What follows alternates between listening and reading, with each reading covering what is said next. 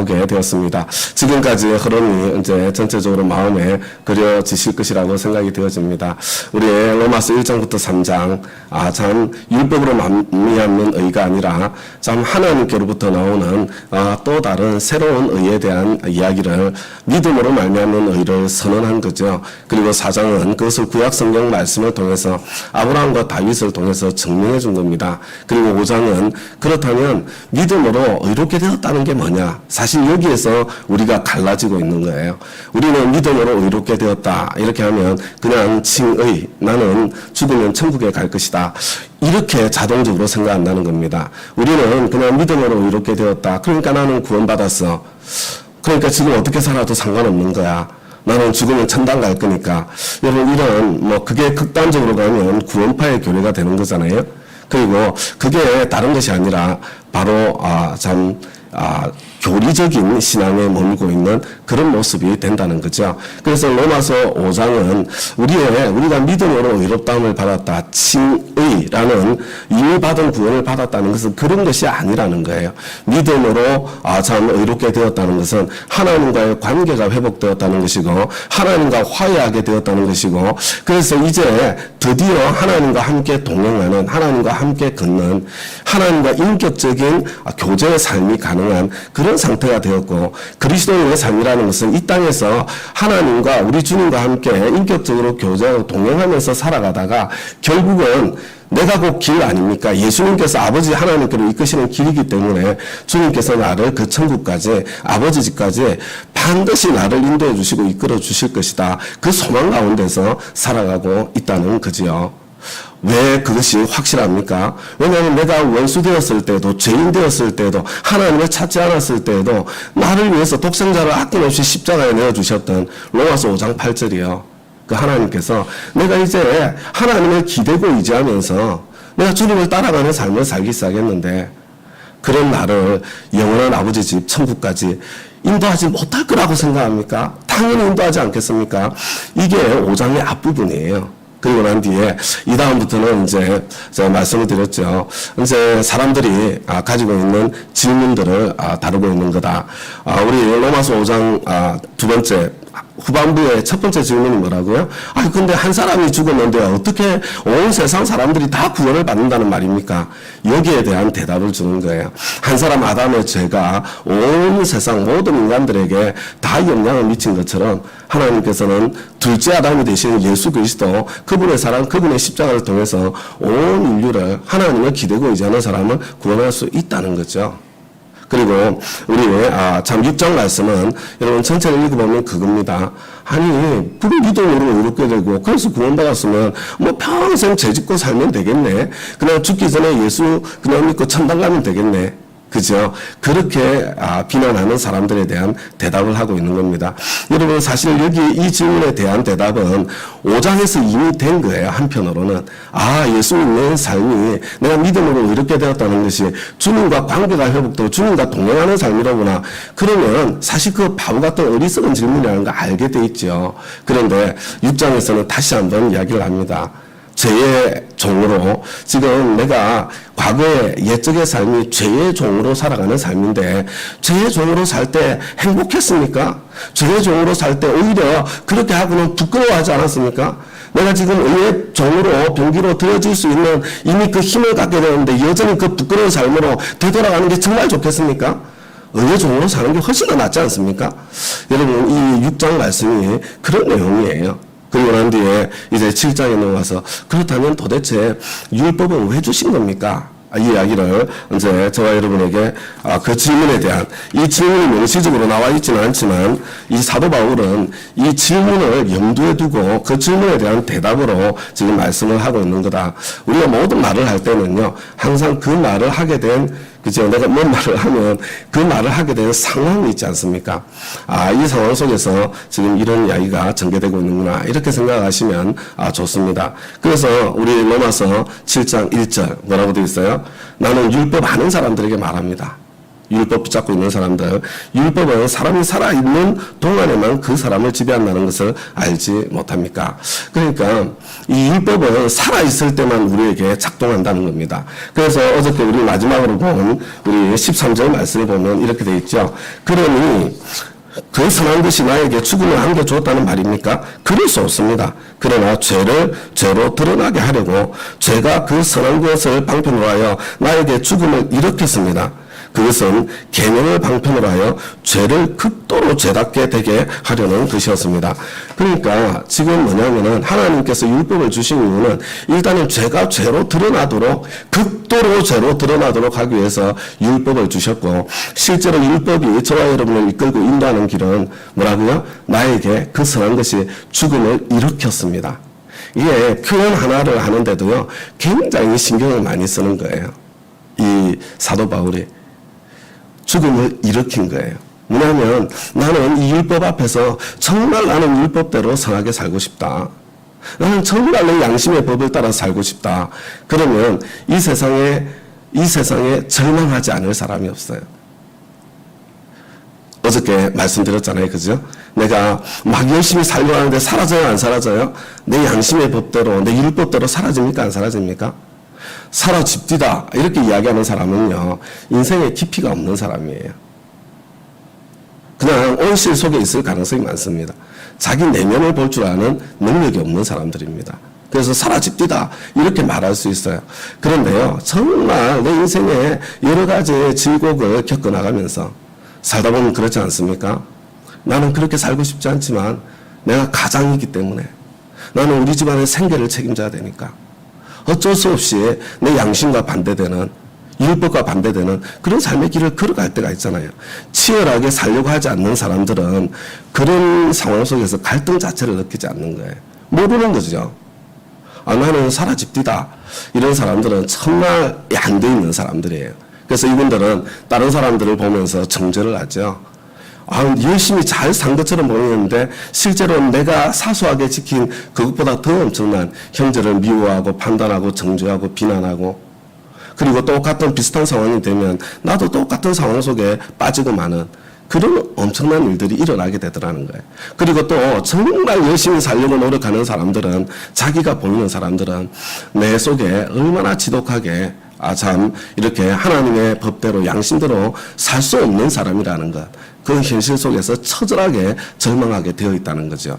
내가 사라지든 사라지지 않든 율법대로 살려고 하는 그 노력 가운데는 언제나 절망이 찾아온다는 겁니다. 언제나 좌절이 찾아온다는 거죠. 그래서 내 속에 죽음을 일으키는 것입니다. 율법은 나를 죽이는 거예요.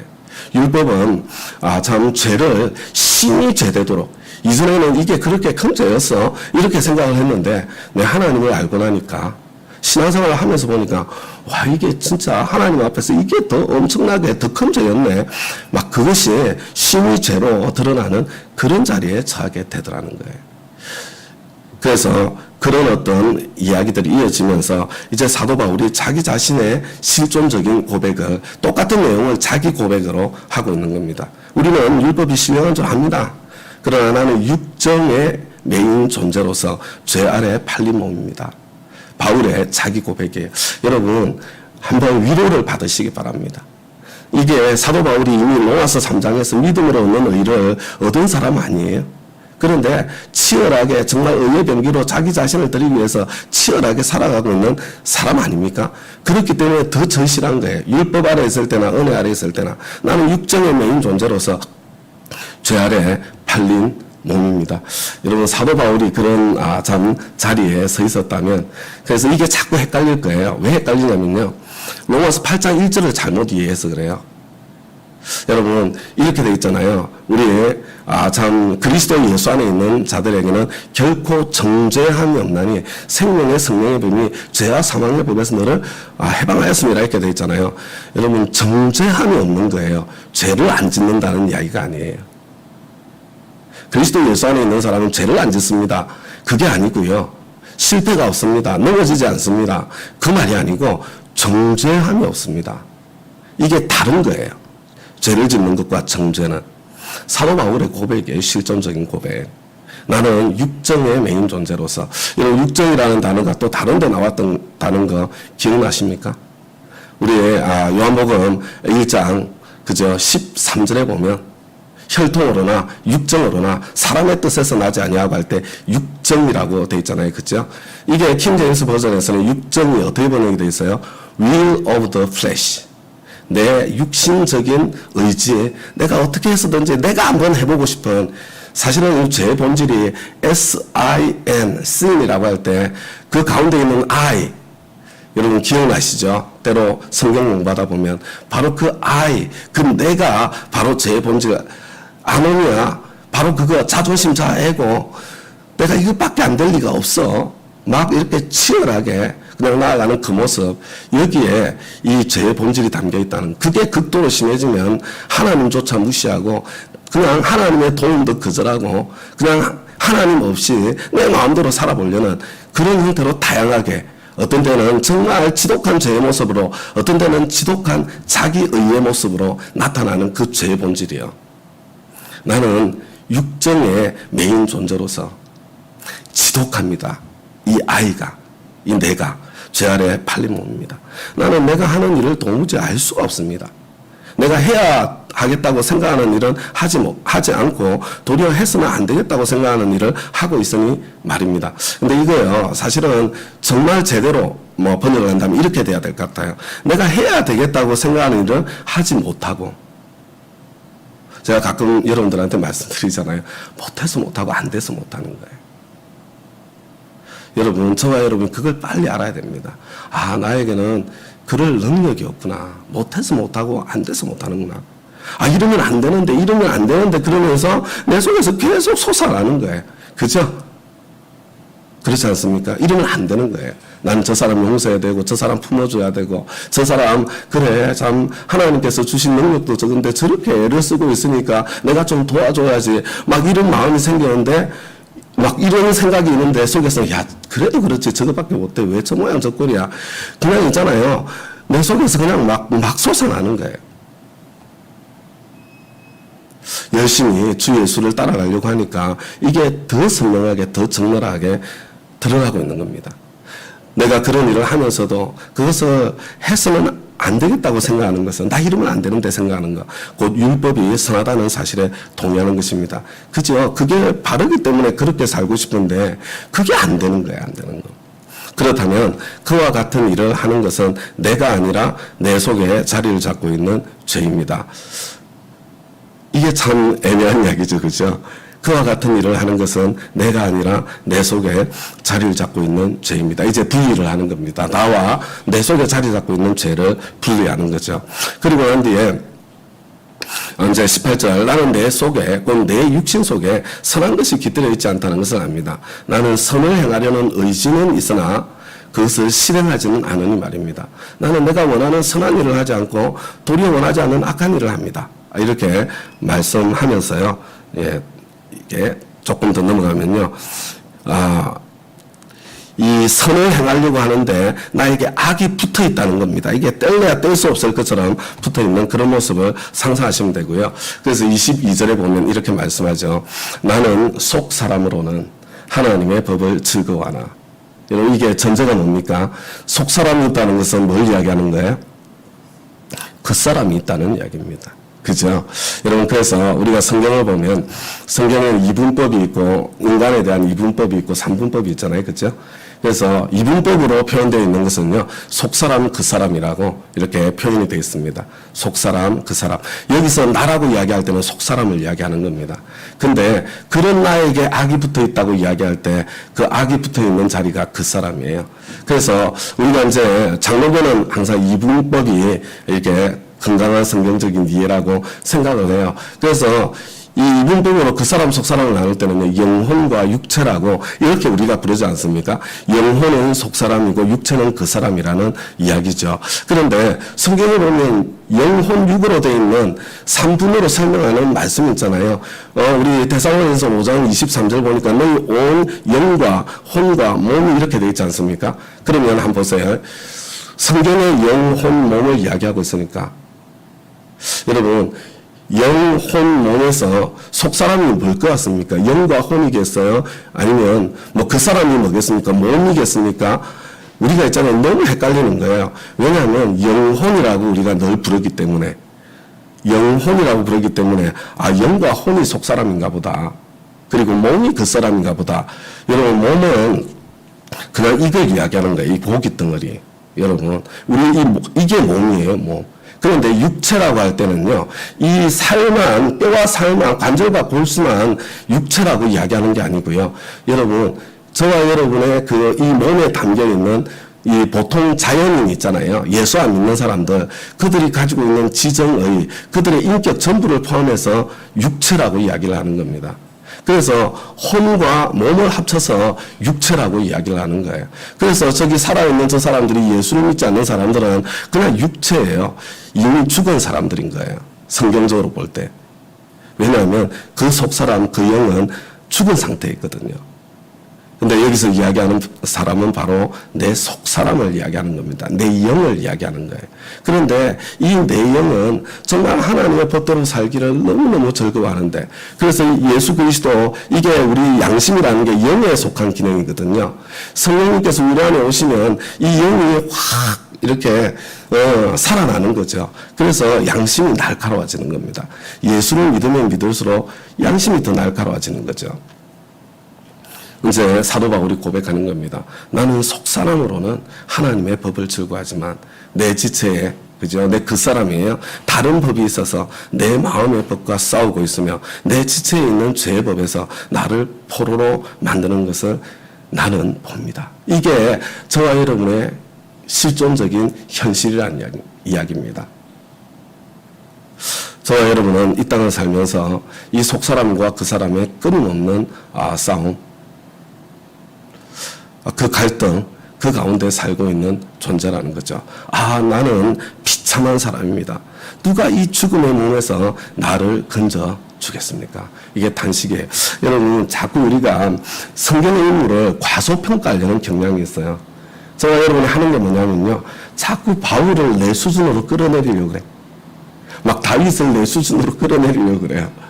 그래서 위대한 하나님의 사람을 보면, 막 그 위대한 하나님의 사람만큼 내가 안 되는 거 가지고 막, 그것 때문에 막 괴로워. 표대로 삼는 좋은데, 그만큼 안 되는 것으로 괴로워하는 것은 얼마나 교만한 생각인지 모르겠습니다. 안 되는 게 정상이지, 안 되는 게. 여러분, 이게 막 사도 바울이 나는 비참한 사람입니다. 이게 막 나는 그냥 바르게 살고 싶은데 계속 예를 들면 술집에 아니면 뭐라 그래요? 그 유흥에 아니면은 그런 데 빠져서 사는 그런 인생 모습일 거라고 생각하면 안 돼요. 여러분, 훨씬 더 이게, 근데 사실은 우리 인간은요, 어느 단계에 있든지 다 스펙트럼이 넓은 거죠. 영적인 상태에 관계없이 내가 성장하면 성장할수록, 하나님과 가까워지면 가까워질수록 점점 더 날카롭게 드러나거든요. 나의 죄된 모습이. 그래서 나는 비참한 사람입니다. 누구나 다 느끼는 거예요. 누구나 다. 내가 어디까지 이르렀든지 이 갈등이 사라질 수 없는 거예요. 누가 이 죽음의 몸에서 나를 건져주겠습니까? 그래서 어떻게 돼요? 여러분, 우리가 신앙이 깊어지면 깊어질수록 감사가 더 커지는 거예요. 내가 이것밖에 안 되는데. 이게 난데. 주님, 이게 저입니다. 저 꽤 된 줄 알았는데 제가 이것밖에 안 되네요.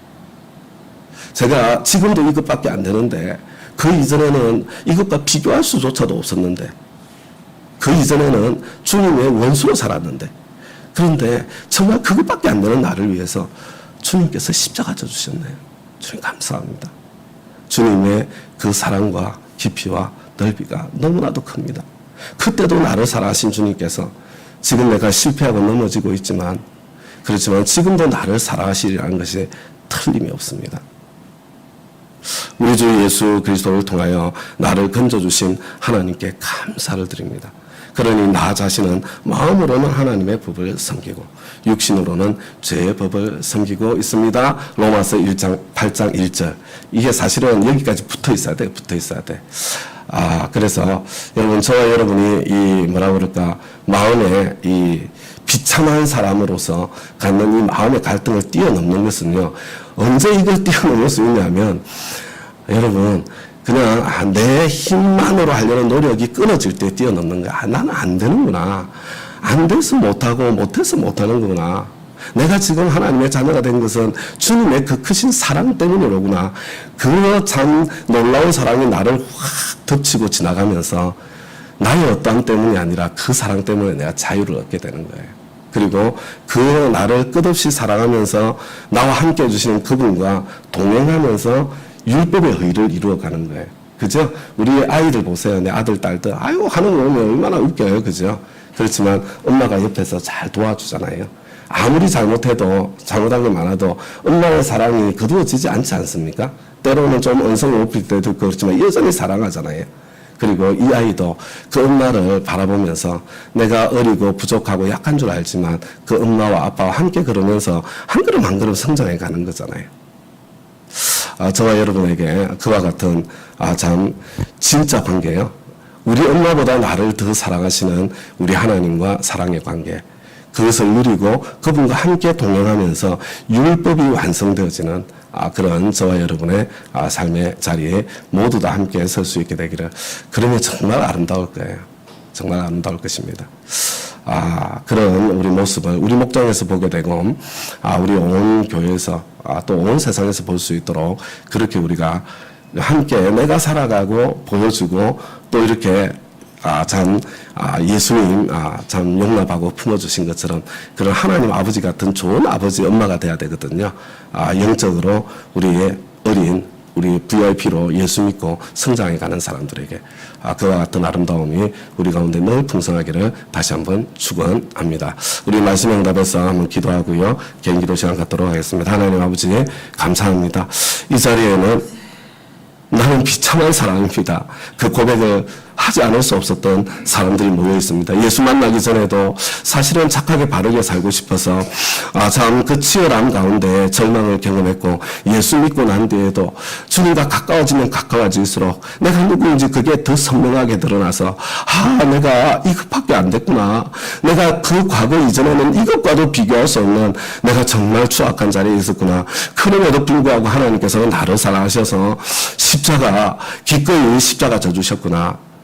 그것이 정말 가슴으로 세월이 가면 갈수록 더 깊이 깨달아지고 더 깊이 누려지고, 내가 그 용서와 용납과 사랑을 누렸기 때문에 하나님 앞에서 자유함을, 그 사랑 때문에 자유를 누리고, 그리고 내 안에 그 사랑이 넘치기 때문에 우리 형제 자매들 만나면 판단, 정죄, 비난 그런 무시가 아니라 주님의 그 십자가 사랑이 흘러나가는 그와 같은 아름다운 결실들이 맺혀질 수 있도록 저희들 은혜를 베풀어 주시옵소서.